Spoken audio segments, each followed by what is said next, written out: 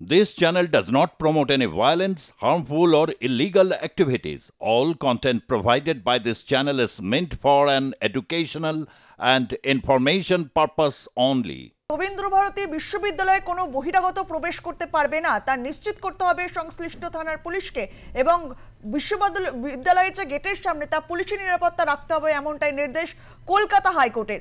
রবীন্দ্রভারতী বিশ্ববিদ্যালয়ে পুলিশি নিরাপত্তা রাখতে হবে বিশ্ববিদ্যালয়ের গেটে এমনটাই নির্দেশ দিয়েছেন কলকাতা হাইকোর্ট। আপনাদেরকে আরো একবার জানিয়ে রাখি, রবীন্দ্রভারতী বিশ্ববিদ্যালয়ে ক্যাম্পাসে কোনো বহিরাগত প্রবেশ করতে পারবে না তা নিশ্চিত করতে হবে সংশ্লিষ্ট থানার পুলিশকে। বিশ্ববিদ্যালয়ের গেটে পুলিশি নিরাপত্তা রাখতে হবে।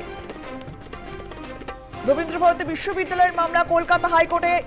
রবীন্দ্রভারতী বিশ্ববিদ্যালয়ের ক্যাম্পাসে কোনো বহিরাগত প্রবেশ করতে পারবে না তা নিশ্চিত করতে হবে সংশ্লিষ্ট থানার পুলিশকে। বিশ্ববিদ্যালয়ের গেটে পুলিশি নিরাপত্তা রাখতে হবে এমনটাই নির্দেশ কলকাতা হাইকোর্টের। এই বিষয়ে আমরা কথা বলবো। আমরা সরাসরি চলে যাবো আমাদের প্রতিনিধি ষষ্ঠী চট্টোপাধ্যায়ের কাছে। ষষ্ঠী, রবীন্দ্রভারতী বিশ্ববিদ্যালয়ে কোনো বহিরাগত প্রবেশ করতে পারবে না এমনটাই নির্দেশ দিয়েছে কলকাতা হাইকোর্ট। আর ঠিক কি কি নির্দেশ দেওয়া হয়েছে?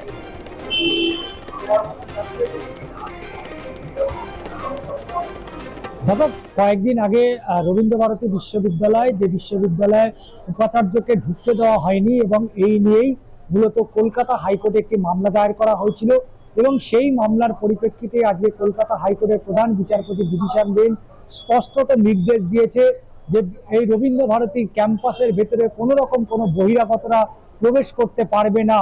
দ্বিতীয়ত হচ্ছে, এই ক্যাম্পাসে যদি কোনো রকম আন্দোলন হয়, অর্থাৎ শিক্ষক অশিক্ষক কর্মচারী বা তার পাশাপাশি যারা মূলত এই শিক্ষা প্রতিষ্ঠানের সাথে যুক্ত রয়েছে তারা যদি কোনো আন্দোলন করতে চায় সেক্ষেত্রে অবশ্যই তারা সেটা করতে পারবেন, তবে সেটা শান্তিপূর্ণভাবেই করতে হবে।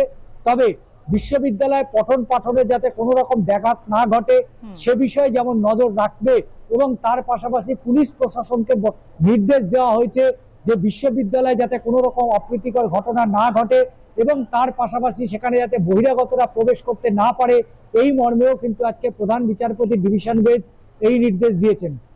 ধন্যবাদ ষষ্ঠী। বিশ্ববিদ্যালয়ের কোনো ছাত্র, শিক্ষক, অশিক্ষক কর্মীরা যদি আন্দোলন করতে চায় তা শান্তিপূর্ণভাবে করতে পারবে। সেক্ষেত্রে তাদের ওপর পুলিশের শক্তি প্রয়োগ করা যাবে না, নির্দেশ বিচারপতি জয় সেনগুপ্তের। রবীন্দ্রভারতী বিশ্ববিদ্যালয়ের ক্যাম্পাসে উপাচার্য, শিক্ষক, অশিক্ষক কর্মীরা প্রবেশ করতে পারছে না বহিরাগতদের বিক্ষোভের জন্য। নিরাপত্তা চেয়ে দায়ের হয়েছিল এই মামলা।